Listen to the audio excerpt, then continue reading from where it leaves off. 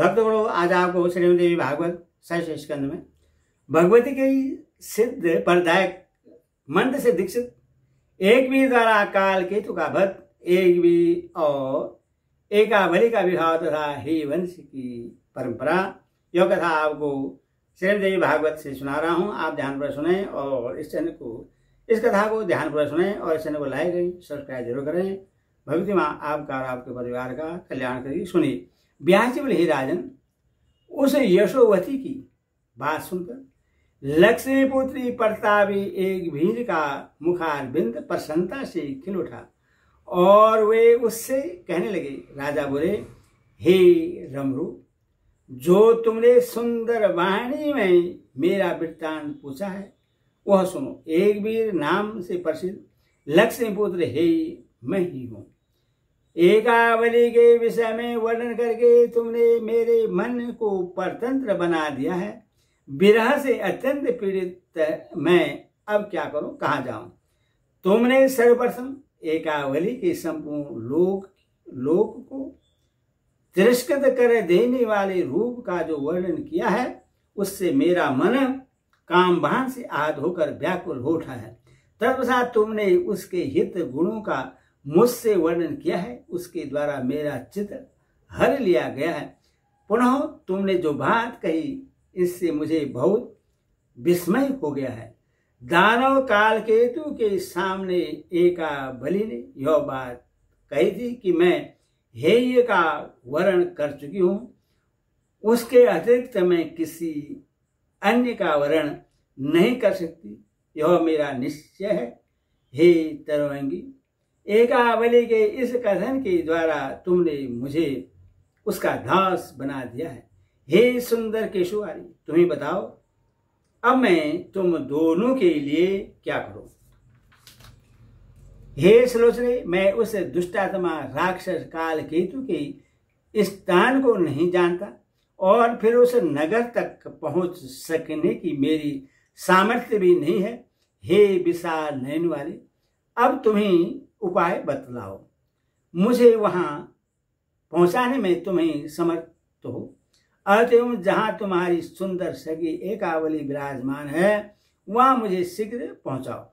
उस कुरु राक्षस का वध करके मैं इसी समय विवश तथा शोक संतप्त तुम्हारी प्रिय सगी राजकुमारी एकावली को मुक्त करा दूंगा। राजकुमारी एकावली को संकट से मुक्ति दिलाकर शीघ्र ही उससे तुम्हारे पूर्व में पहुंचा दूंगा और उसके पिता को सौंप दूंगा। तत्पश्चात शत्रुतापक राजा रेबी अपनी पुत्री का विवाह कर सकेंगे। हे पेरीबंदे, इस प्रकार तुम्हारे सहयोग से मेरे तथा तुम्हारे मन की कामना अब पूरी हो जाएगी। तुम मुझे उस काल केतु का नगर शीघ्र दिखा दो, फिर मेरा पराक्रम देखो। हे वर वरणी, मैं जिस प्रकार उस दुराचारी तथा पर स्त्री का हरण करने वाले काल केतु का वध कर सकूं, तुम वैसा ही उपाय करो, क्योंकि तुम हित साधन करने में पूर्ण समक्ष हो। उस दानव के दुर्गम नगर का मार्ग तुम मुझे आज ही दिखलाओ। व्यास जी बोले, एक वीर की यह प्रिय वाणी सुनकर यशोवती प्रश्न हो गए और वह लक्ष्मी पुत्र एक वीर से नगर पहुंचने का उपाय आदतपूर्वक बताने लगी। हे राजन, पहले आप भगवती जगदम्बा के सिद्ध परदायक मंत्र ग्रहण कीजिए। तत्पश्चात में आपको अनेक राक्षसों द्वारा रक्षित उस काल केतु का नगर आज ही दिखाऊंगी। हे महाभाग, एक विशाल सेना से युक्त होकर आप मेरे साथ वहां चलने के लिए तैयार हो जाइए। वहां युद्ध होगा। काल केतु स्वयं महापराक्रमी है तथा बलवान राक्षसों से युक्त रहता है। अतः भगवती का मंत्र ग्रहण करके ही आप मेरे साथ वहां चलिए। मैं उस दुष्टतमा के नगर का मार्ग आपको दिखाऊंगी। अब आप उस पाप कर्मपरायण दानव को मारकर मेरी सखी को शीघ्र मुक्त कीजिए। उसका यह वचन सुनकर एक वीर ने वहां पर देव योग से पधारे हुए पुण्यतमा तथा ज्ञानियों में श्रेष्ठ दैत्येंद्र जी से त्रिलोकी का तिलक कहे जाने वाले योगेश्वरी के महामंत्र को उसी क्षण ग्रहण कर लिया। उस मंत्र के प्रभाव से एक वीर को सब कुछ जानने तथा सर्वत्र गमन की समता प्राप्त हो गई। इसके बाद वे यशोवती के साथ कालकेतु के दुर्गम नगर के लिए शीघ्र परिस्थित हुए। यह नगर राक्षसों द्वारा इस प्रकार सुरक्षित था जैसे सर्पों द्वारा पाताल की निरंतर सुरक्षा होती रहती है। कालकेतु के ऐसे नगर में अब यशोवती तथा विशाल सेना के साथ राजा एक वीर आ गए। एक वीर को आते देखकर कालकेतु के दूत भय से व्यग्र हो गए और चीखते चिल्लाते हुए बड़ी तेजी से भागकर उसके पास पहुंचे। उस समय एकावली के पास बैठकर अनेक विनती कर रहे थे। कालकेतु को अत्यंत काम मोहित समझकर दूत एकाएक उससे कहने लगे। दूतों ने कहा, हे राजन, इस कामनी की सहचारिणी जो यशोवती नाम की स्त्री है वह एक राजकुमार के साथ विशाल सेना लेकर आ रही है। हे महाराज, पता नहीं वह जयंत है अथवा कार्तिकेय। बल के अभिमान से मत वह राजकुमार सेना के साथ चला आ रहा है। हे राजेंद्र, अब आप सावधान हो जाइए क्योंकि युद्ध की स्थिति सामने आ गई है। अब आप या तो इस देवी पुत्र के साथ युद्ध कीजिए अथवा इस कंवल नयनी को मुक्त कर दीजिए। उसकी सेना यहाँ से मात्र 3 योजन की दूरी पर है। अतः हे राजन, अब आप तैयार हो जाइए और रणदुंदुभी बजाने की तुरंत आज्ञा दीजिए। ब्याजे बोले। दूतों के मुख से वैसी बात सुनकर कालकेतु क्रोध से मूर्छित हो गया। उसने अपने सभी बलवान तथा शस्त्रधारी राक्षसों को उत्साहित करते हुए कहा, हे राक्षसों, तुम सब हाथों में शस्त्र लेकर शत्रु के सामने जाओ। उन्हें आज्ञा देकर कालकेतु ने अपने निकट बैठी हुई अत्यंत विवश तथा दुखित एकावली से विनम्रता पूर्वक पूछा, हे तरंगी, तुम्हें लेने के लिए सेना से यहाँ कौन आ रहा है? ये तुम्हारे पिता हैं अथवा कोई अन्य पुरुष? हे कृशोदरी, सच सच बताओ, यदि विरह से व्यथित होकर तुम्हारे पिता तुम्हें लेने के लिए आ रहे हों तो यह जानकर कि ये तुम्हारे पिता हैं, मैं इनके साथ युद्ध नहीं करूंगा। अभी तो उन्हें घर लाकर उनकी पूजा करूंगा और बहुमूल्य रत्न वस्त्र तथा अश्व भेंट करके घर में आए हुए उनका विधिवत आतिथ्य करूंगा। यदि कोई अन्य व्यक्ति आया होगा तो मैं अपने तीक्ष्ण बाणों से उससे मार डालूंगा। निश्चय ही महान काल ने उससे मरने के लिए यहाँ ला दिया है।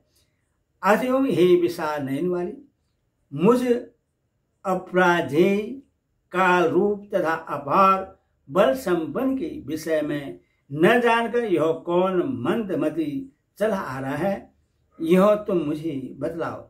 एकावली बोले, हे महाभाग, मैं यह नहीं जानती कि इतनी तेजी से यह कौन आ रहा है।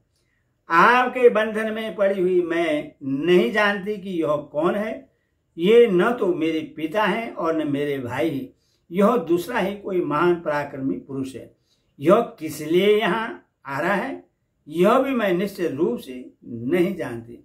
दैंती बोला, ये दूत तो कह रहे हैं कि तुम्हारी सखी यशोवती ही परितन पूर्वक उस वीर को साथ में लेकर आई है।